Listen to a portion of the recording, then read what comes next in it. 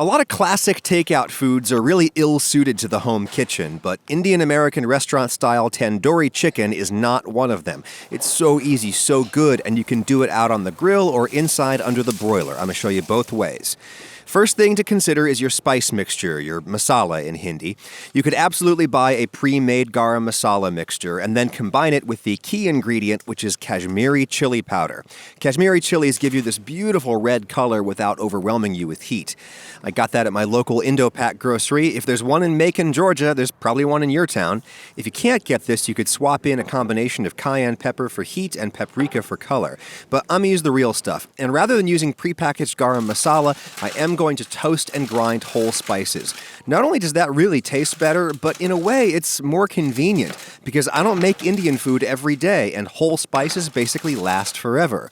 If I buy a pre-ground masala, it's going to taste like sawdust by the time I use it again. So into a pan, I'm going to throw a tablespoon of cumin seeds and a tablespoon of coriander seeds, that's the foundation, and a few black peppercorns. You could just grind in some black pepper, that'd be fine. 4 black cardamom pods, you could use green ones, but the black ones are stronger. A teaspoon of fenugreek seeds, you could totally skip that. Maybe half a cinnamon stick. Scissors are probably the easiest way to break that in half. And that's all. And now I'm going to toast those on medium-high heat. Now, if you're thinking, what, is this some white guy doing a dumbed-down version of North Indian cuisine? Let me tell you, much respect, but that is exactly what is happening right here. And I think it could be even dumber. I think that you can get away with just the 3 C's, cumin, coriander, and cardamom. To a palate like mine, I think that's enough to make something taste like Indian food. A lot of Indian cooks toast the spices one by one so that each can get the specific time that it needs, but that is not a thing that I am going to do. When they smell really fragrant, and I can see some tiny wisps of smoke coming off them, I'll take them off the heat and dump them into the coffee grinder that I use for spices. Give them a good blast. You'll probably need to reach in there and dislodge some of the big pieces that aren't getting ground up. This is why these things are built to only spin when the lid is on. And there you go. I say a simplified homemade masala is better than a more elaborate store-bought one. Speaking of simple, I think it makes your life a lot easier to just do this with one cut of chicken. Today I'm using legs, only legs. I think dark meat tastes way better and it's much more forgiving. You can't overcook it, it just gets better in my opinion. $5 for all of these and I don't have to do any home butchery. Well, the one thing that I will do is score them. A few deep cuts down to the bone. That'll help them cook way faster and you'll get more delicious surface area. You could absolutely use a mixture of different chicken parts if you want, but this way they're all going to be done at basically the same time. That is my biggest stainless steel bowl they're going into. Don't use anything that'll react with acid, like non-anodized aluminum. Most people would mix the spices and the marinade up into a paste and then put that paste onto the chicken. But with these kinds of things, I much prefer to just put the ingredients directly on the meat, one by one. Salt first. And this way, I don't have to rely on somebody else's math. I can just use my eyes to judge how much salt these need. Then the masala, same deal, just eyeballing it, looking for a heavy dusting everywhere, but not too much. You go overboard and you'll get a noticeably powdery, pasty texture on the finished product. I'll save the rest of my spices there for something. Here's that gorgeous Kashmiri chili powder, again, just eyeballing it. That's enough to result in mild to moderate heat for Western tongues, at least. Now, one cheat I always do when I'm going to make a lot of Indian food is bottled ginger garlic paste from the Indo-Pak. Peel and grate your own ginger and garlic if you want, but this just saves so much effort, and I cannot taste the difference in a heavily cooked dish like this. Just a couple of spoonfuls. Again, too much could give you a gross texture. I'm just going to do the juice of 1 lemon. Some people might do more lemon proportionally, but an acid this strong will chemically cook your meat if given enough time, which makes for this horrible mushy texture. I don't want to have to cook this in 2 hours precisely or whatever. I want to throw this in the fridge and be able to cook it whenever I want to in the next 24 hours or so. We're going to squeeze lemon over it in the end anyway. Lastly, yogurt. Full-fat Greek yogurt is probably the closest thing I can get to the curd that Indian cooks would use. It's nice and thick, not too wet, and legit, I'm only using half a cup for like 5 pounds of meat and bone here.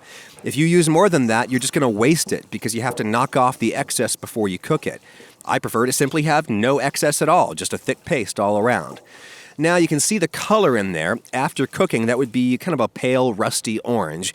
If you want that candy apple red tandoori chicken, you know what you got to do. Am I going to do it? Am I going to do it? I'm totally going to do it. This is absolutely what they're doing down at your favorite strip mall Indian American joint. I have no regrets. Cover up that bowl. Yes, I've ordered some silicone bowl covers. And honestly, you could cook that right away, but the flavor does get a little more intense if you let it sit for a few hours. I wouldn't marinate it for more than a day. It'll get kind of mushy. Yes, a tandoor is a clay oven, not a grill, but a charcoal grill really is the best substitute. It gets you that same intense heat and that same smoky flavor. A few paper towels for kindling go onto the bottom grate, spray them with some grease to turn them into an oil wick. Chimney starter goes on top, light the towels on fire, and then fill her all the way up with natural chunk charcoal. It burns hotter than briquettes. Wait 10 minutes until it becomes a glowing tower of doom and dump her out. Then put on a pretty heavy layer of fresh charcoal on top. We need to start with a lot of fuel up front to get this chicken cooked all the way through.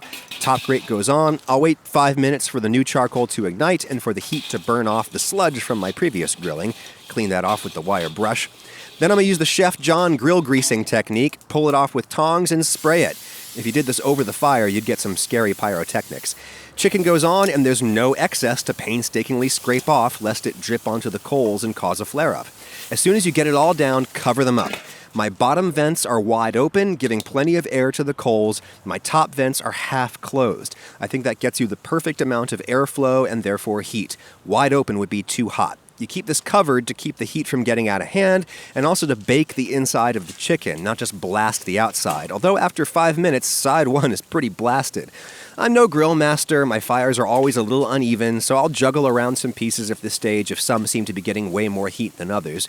Get every piece flipped, and then I just cover it up and forget about it. That's it. Side two will get nice and charred over the next few minutes, and as the coals naturally die down, the heat will reduce, and these can just slow cook in there. I go inside and prep my vegetables. I want whole rings of onion, so I've got to peel this white onion whole. Easier if you just sacrifice the outermost edible layer. I'll cut it up into big, thick slices and just push the rings out. A big green bell pepper. I want rings to match, so I'll cut off the top, reach in and dig out the seeds, and then layer on our side and cut big rings. That's enough veg for 2 or 3 people, easy. I wonder how our chicken is doing. It's been 20 minutes since we flipped and covered it, so let's go down and look. Looking beautiful. Again, I might move some pieces around if they seem to be getting more heat than others. Some people might baste these with some ghee or something at this point, but dark meat is fatty. It's basically self-basting. You might wonder if this is still even cooking, but look, plenty of smoke coming out of that grill. Nice, slow cooking. If we were cooking white meat, we'd need to be really careful about not drying it out. But dark meat almost never dries out. It just goes soft and sticky and delicious. It's bulletproof, as the professional cooks say. I gave it 15 more minutes, so that's maybe 40 minutes of total cooking time. Since you scored them, you can basically see they're done just by looking at them. I see clean bone, clear juices, but you can take their temperature. The deepest part of this one leg that's way bigger than the others is reading 170 Fahrenheit, which I would consider the minimum you want to hit with dark meat, which means the rest of these are probably awesome. I'm just pulling them out onto a tray, and hey, worst case scenario if your fire dies too quickly is you just throw this tray in the oven to let your chicken finish up. Inside we go, and yeah, ideally we'd grill our vegetables, but our fire isn't nearly hot enough at this point, and I don't feel like building another one, so pan goes onto my biggest burner, set all the way on high heat.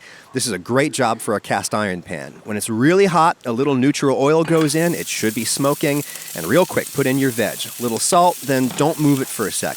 That's how you'll get some nice browned edges while keeping the interior of the pieces virtually raw, see?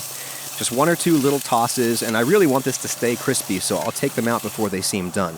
They'll soften some more as they sit. Alrighty, veg on a plate, chicken on the veg, and a wedge of lemon. Squeeze plenty of that over, and holy crap, that is amazing. So many times when you try to recreate restaurant classics at home, you are disappointed. But that does not taste like a passable substitution. That tastes like the real thing, and it is way easy to make.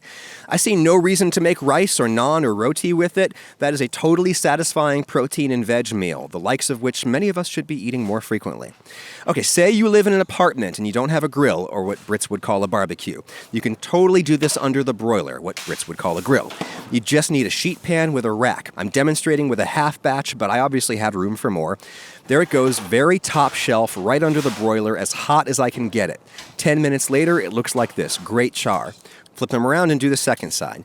You really do almost get that intense tandoor level of heat if you can get the chicken right next to the element. Another 10 minutes later, everything is brown. I'll turn the broiler off and just set the oven to bake. 350 Fahrenheit, anything moderate. As you can see, the chicken was basically cooked at this point, but I really prefer to quote-unquote overcook dark meat to get it soft and sticky. So back in it goes to bake in the middle rack. Oh, and if the stuff dripping into the tray is burning and threatening to set off your smoke detector, you can just pour a little water in there under the rack. I baked that low and slow for 15 more minutes and out it comes. Those are great. It's actually easier to control the heat in the oven, so the color is even prettier. The only thing they lack is the smoky flavor you get from a grill or a charcoal-fueled tandoor. There is, I'm told, a popular Indian technique that involves igniting a single coal on your stovetop and then putting it into a dish full of ghee to fill your oven with smoke, but I'm pretty sure my lawyer would advise me to not advocate that. Okay, back over here to my grilled batch. You might be wondering, why did he make 5 pounds of chicken legs? Is he feeding an army? No, I just think that when you make tandoori chicken, you might as well make a lot of extra, so that later you can make Britain's national dish, a great classic from the great city of Glasgow, which we shall prepare half a fortnight hence.